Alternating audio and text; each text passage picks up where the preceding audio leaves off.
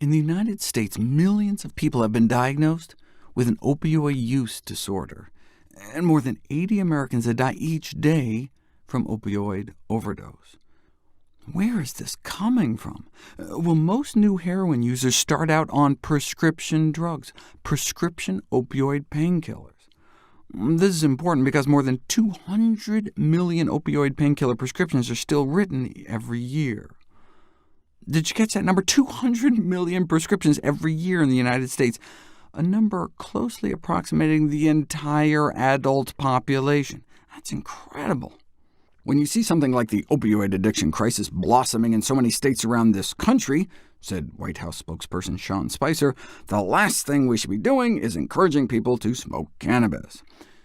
But if opioid addiction starts with people taking prescription pain pills, maybe cannabis would reduce the problem by offering a substitute painkiller. Or you could see it going the other way, where cannabis acts like a gateway drug or stepping stone to harder drugs and could make the opioid epidemic worse.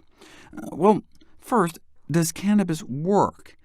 Is it a truly effective drug for pain that has been arbitrarily stigmatized and criminalized by the federal government? Or is it without any medical benefit at all, and its advocates are just hiding behind a smokescreen, pun intended, of misplaced or deliberately misleading compassion for the ill? The official position of the American Medical Association is that marijuana has no scientifically proven, currently accepted medical use for preventing or treating any disease. But what does the science say? Well, despite the widespread use of opioids, the majority of advanced cancer patients may die with unmet pain relief needs, and so adding cannabis may help, as double-blind, placebo-controlled clinical trials have found that cannabis compounds do produce pain relief, equivalent to moderate doses of codeine, an opioid used to treat mild to moderate pain. But wait, if you're dying from cancer, don't you want the good stuff? Why not just crank up the morphine? Look, if you want, you could put someone in a coma, erase all their pain. But the problem with these high doses of opiates is that, here you are, at the end of life, surrounded by loved ones, and you're so gorked out you can't even say goodbye.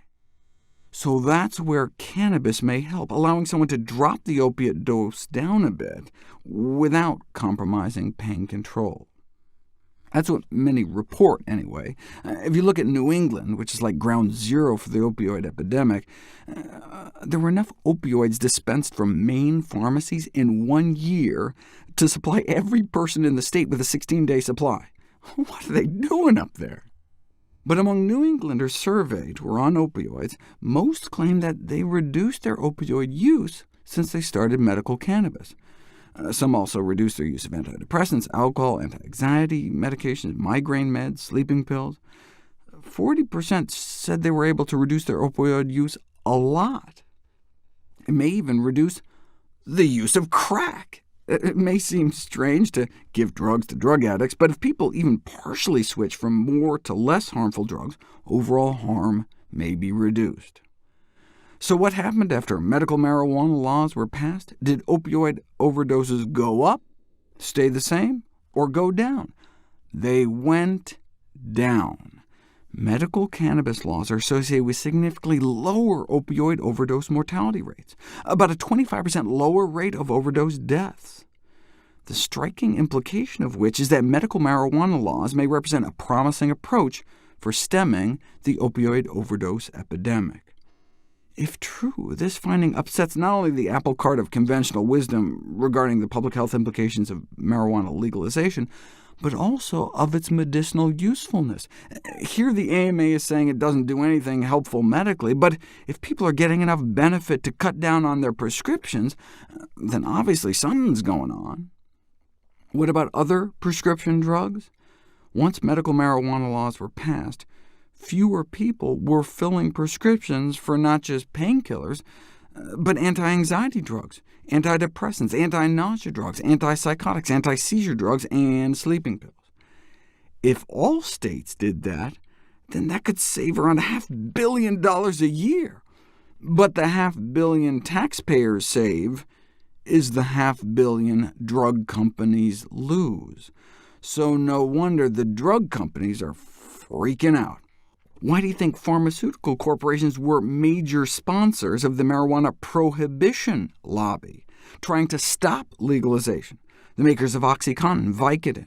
Other major funders of the opposition included the beer industry and the private prison industry.